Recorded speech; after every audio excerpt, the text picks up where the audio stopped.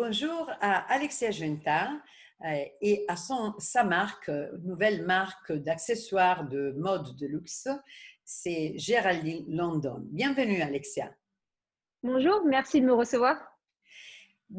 Cette rencontre, c'est parce que nous sommes des femmes, nous aimons tous la mode et la nouveauté, c'est que vous êtes une monégasque et vous êtes à Londres, mais où vous travaillez depuis beaucoup d'années et vous avez une idée vraiment sympathique pendant la période de confinement. Vous voulez nous en parler? Oui, absolument. Donc, en fait, avant d'avoir créé ma marque de serre-tête, j'ai toujours un atelier de retouche. Donc, j'ai créé un atelier de retouche de luxe au centre de Londres et j'avais plusieurs couturières et nous recevions beaucoup de clientes tous les jours pour leur raccourcir les robes ou pour les agrandir de temps en temps. Et malheureusement, quand le Covid-19 est arrivé, je me suis très rapidement rendu compte que l'atelier devra fermer ses portes temporairement et heu et je voulais vraiment pas, abandonner mes couturières. Ça, c'était vraiment mon point de départ, et je me suis dit: «Qu'est-ce qu'elles peuvent faire depuis chez elles?» Pour que je puisse justifier de continuer à payer leur salaire. Et, je leur ai posé des questions et je leur ai dit: «Voilà, qu'est-ce que vous pouvez faire chez vous?» Elles m'ont dit: «Bon, moi, mon appartement est très petit». Et ce jour-là, je portais un serre-tête. J'adore les serre-têtes depuis toute petite et je me suis dit: «Peut-être un petit accessoire qui rend les femmes heureuses et belles et qui illumine le visage, c'est quelque chose qu'on peut faire pendant le confinement». Et donc là est née, Géraldine London. Surtout que dans le période de confinement, il y avait le problème des coiffeurs. Donc, disons qu'un cercle-tête, ça peut aussi aider dans la coiffure, pas seulement un accessoire, disons, pour compléter un look, mais c'est aussi un accessoire qui peut sauver la vie dans certains moments. Oui, absolument. Je pense que j'ai eu beaucoup de dames qui voulaient cacher leurs racines, des cheveux ou je pense qu'il y a eu aussi pas mal de femmes qui font comme vous des appels sur Zoom et donc je pense qu'elles se sont dit: «C'est pas mal d'avoir l'air un peu habillée, j'ai pas envie de passer, des heures à me coiffer, alors je vais juste mettre un serre-tête et j'aurai l'air habillée et un peu plus glamour».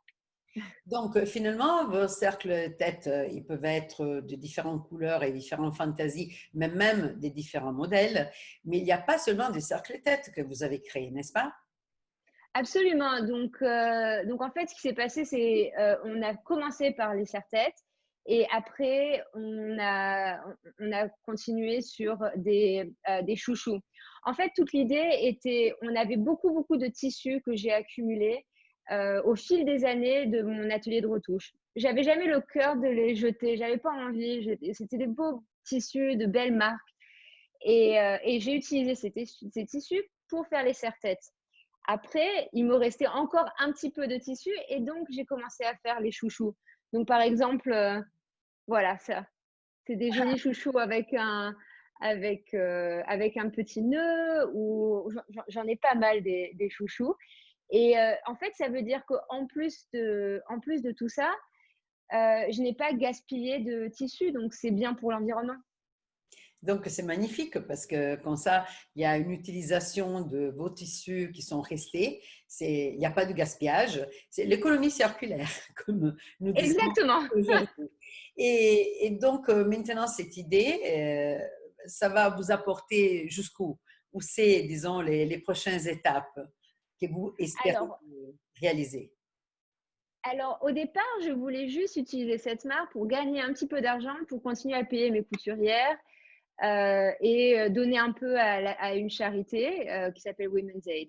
Après, j'ai vu, que la demande était beaucoup plus haute de ce que je pensais que ça allait être. Alors, je n'ai vraiment pas envie d'abandonner ce projet. En ce moment, je travaille avec, quelques, influenceuses, des blogueurs, et tout ça qui, commencent à prendre des photos avec les serre-têtes, donc je commence à vendre plus. Je vais créer une ligne pour les enfants, qui sera assorti avec le serre-tête pour la maman, parce que c'est mignon et puis pourquoi pas. Et pour l'année prochaine, je travaillerai beaucoup pour les mariés. Je fais déjà beaucoup de serre-têtes indépendants pour des mariés qui m'envoient un message et qui me disent: «Est-ce que tu peux me faire un serre-tête de cette couleur, de ce style-là pour mon mariage?»